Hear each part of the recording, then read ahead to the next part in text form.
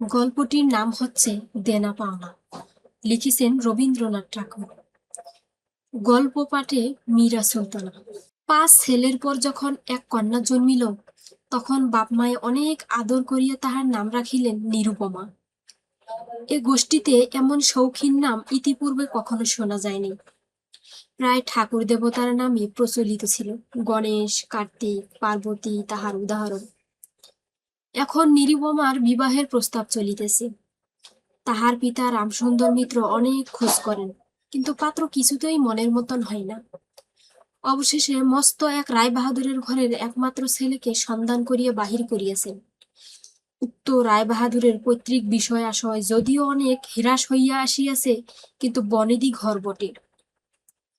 বরপক্ষ হইতে 10,000 টাকা পণ এবং বহুল দান সামগ্রী চাহিয়া বসিল।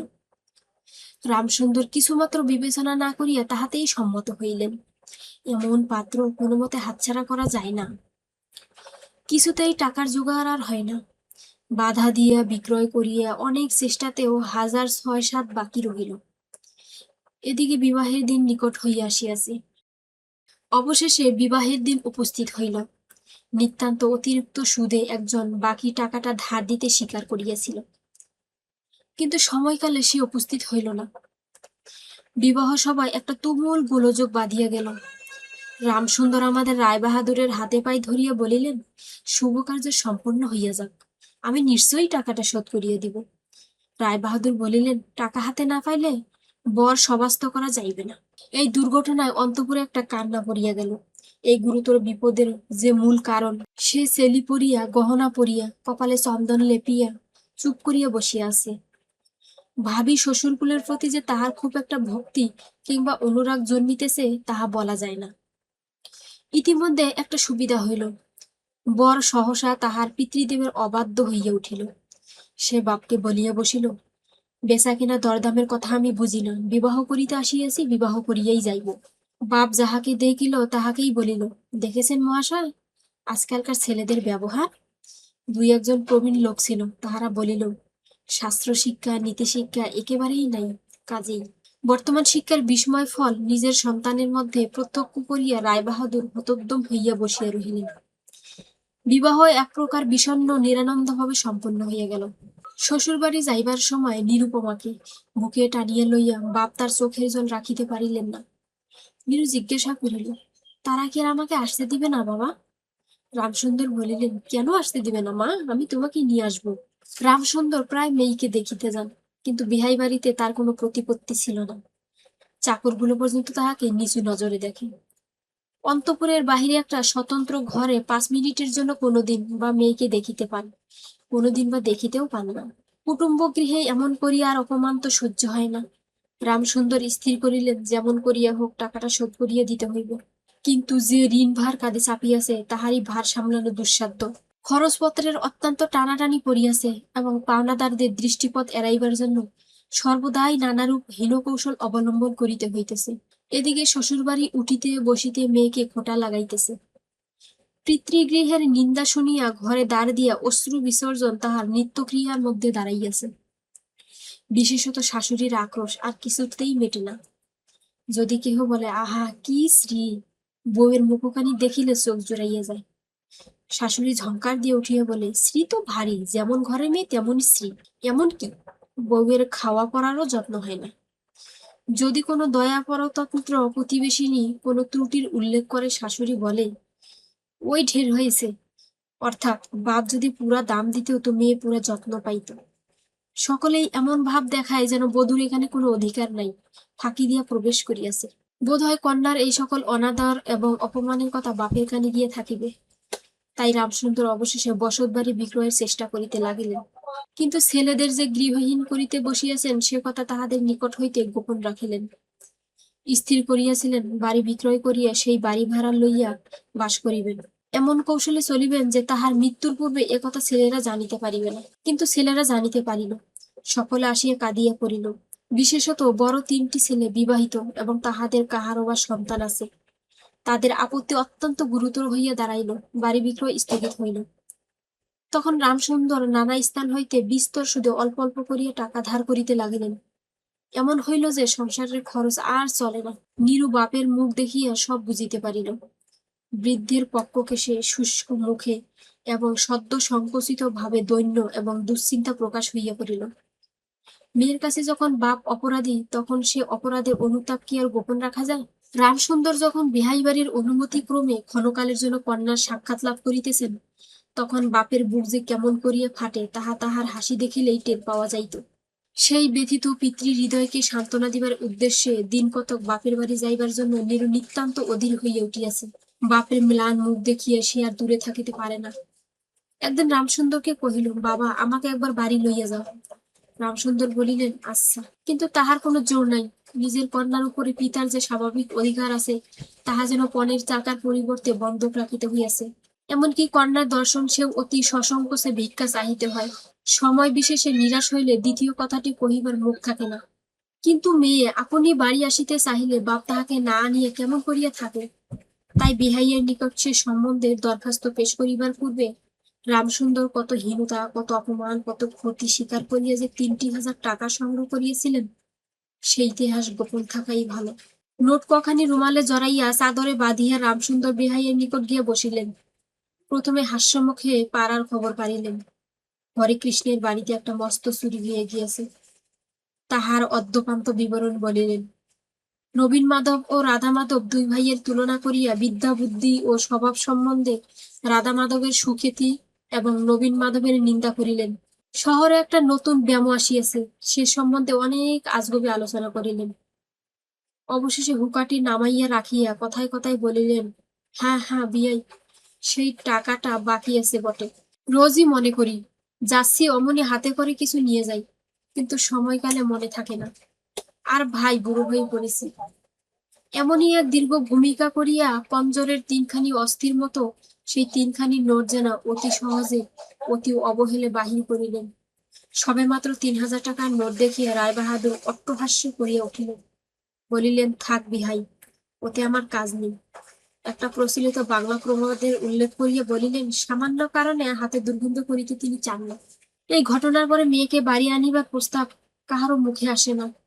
কেবল রামসুন্দর ভাবিলেন, সে সকল কুটুম্বিতার সংকোচ আমাকে আর শোভা পায় না। মর্মাহতভাবে অনেকক্ষণ চুপ করিয়া থাকিয়া অবশেষে মৃদুস্বরে কথাটা পাড়িলেন। রায়বাহাদুর কোনো কারণ মাত্র উল্লেখ না করিয়া বলিলেন, সে এখন হচ্ছে না। এই বলিয়া কর্মোপলক্ষে স্থানান্তরে চলিয়া গেলেন। রামসুন্দর মেয়ের কাছে মুখ না দেখাইয়া কম্পিত হস্তে কয়েকখানি নোট চাদরের প্রান্তে বাঁধিয়া বাড়ি ফিরিয়া গেলেন। মনে মনে প্রতিজ্ঞা করিলেন, যতদিন না সমস্ত টাকা শোধ করিয়া দিয়া অসংকোচে কন্যার উপরে দাবি করিতে পারিবেন, ততদিন আর বিহাই বাড়ি যাইবেন না।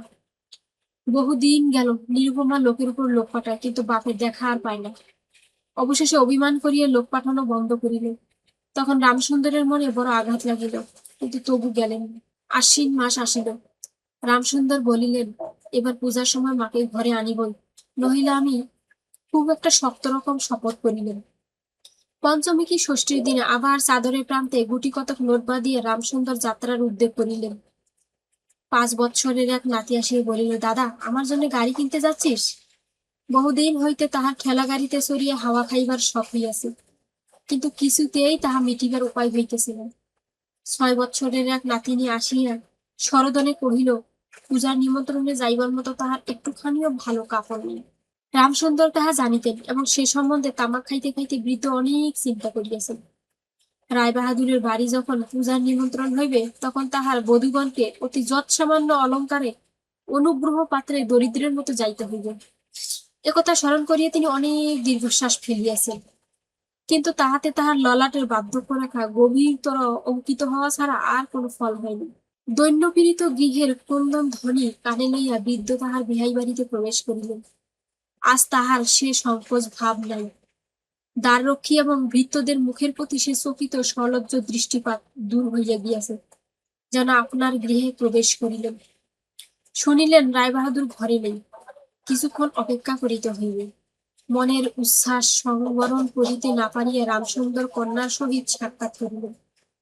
আনন্দে 2 চোখ দিয়ে জল পড়িতে লাগিল। বাপও কাঁদে, মেয়েও কাঁদে, দুইজনে কেহ আর কথা কহিতে পারে না। এমন করিয়া কিছুক্ষণ গেল। তারপরে রামসুন্দর কহিলেন, এবার তোকে নিয়ে যাচ্ছে না, আর কোনো ফোন নেই।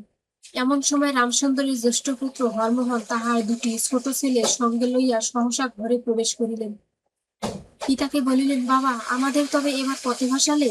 রামসুন্দর সহসা অগ্নিমূর্তি হইয়া বলিলেন, তোদের জন্য কি আমি নরকগামী হব? আমাকে তোরা আমার সত্য পালন করিতে দিবি নে। রামসুন্দর বাড়ি বিক্রয় করিয়া বসিয়া আছেন। ছেলেরা কিছুতে না জানিতে পায় তাহার অনেক ব্যবস্থা করিয়াছিলেন, কিন্তু তবু তাহারা জানিয়েছে দেখিয়া তাহাদের প্রতি হঠাৎ অত্যন্ত রুষ্ট ও বিরক্ত হইয়া উঠিলেন। তাহার নাতি তাহার দুই হাঁটু সবলে জড়াইয়া ধরিয়া মুখ তুলিয়া কহিল, দাদা, আমাকে গাড়ি কিনে দিলে না। নতশির রামসুন্দরের কাছে বালক কোনো উত্তর না পাইয়া নীরুর কাছে গিয়ে কহিল, পিসিমা, আমাকে একখানা গাড়ি কিনে দিবে? নিরুপমা সমস্ত ব্যাপার বুঝিতে পারিয়া কহিল, বাবা, তুমি যদি আর এক পয়সা আমার শ্বশুরকে দাও, তাহলে আর তোমার মেয়েকে দেখতে পাবো না। এই তোমার গা ছুঁয়ে বলল। রামসুন্দর বলিলেন, ছি মা, অমন কথা বলতে নেই। আর এই টাকাটা যদি আমি না দিতে পারি, তাহলে তোর বাপের অপমান, আর তোরও অপমান। নীরু কহিল, টাকা যদি দাও তবেই অপমান। তোমার মেয়ে কি কোনো মর্যাদা নেই? আমি কি কেবল একটা টাকার থলি? যতক্ষণ টাকা আছে ততক্ষণ আমার দাম। না বাবা, এ টাকা দিয়ে তুমি আমাকে অপমান করো না। তাছাড়া আমার স্বামী তো এ টাকা চান না। রামসুন্দর কহিলেন, তাহলে তোমাকে যেতে দেবে না মা? নিরুপমা কহিল, না দেয় তো কি করবে বলো? তুমিও আর নিয়ে যেতে চেও না। রামসুন্দর কম্পিত হস্তে নোট বাঁধা চাদরটি কাঁধে তুলিয়ে আবার চোরের মতো সকলের দৃষ্টি এড়াইয়া বাড়ি ফিরিয়া গেলেন। কিন্তু রামসুন্দর এই যে টাকা আনিয়েছিল এবং কন্যার নিষেধে সে টাকা না দিয়েই চলিয়া গিয়েছেন, সে কথা গোপন রহিল না। কোন স্বভাব কৌতূহলী দ্বার লগ্ন কর্ণ দাসী নীরুর শাশুড়িকে এই খবর দিল।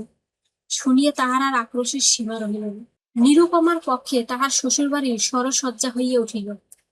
এদিকে তাহার স্বামী বিবাহের অল্পদিন পরেই ডেপুটি ম্যাজিস্ট্রেট হইয়া দেশান্তর চলিয়া গিয়াছে, এবং পাছে সংসর্গ দোষে হীনতা শিক্ষা হয় ওই উজুরে সম্প্রতি বাপের বাড়ির আত্মীয়দের সহিত নীরুর সাক্ষাৎকার সম্পূর্ণ নিষিদ্ধ হইয়া গিয়াছে।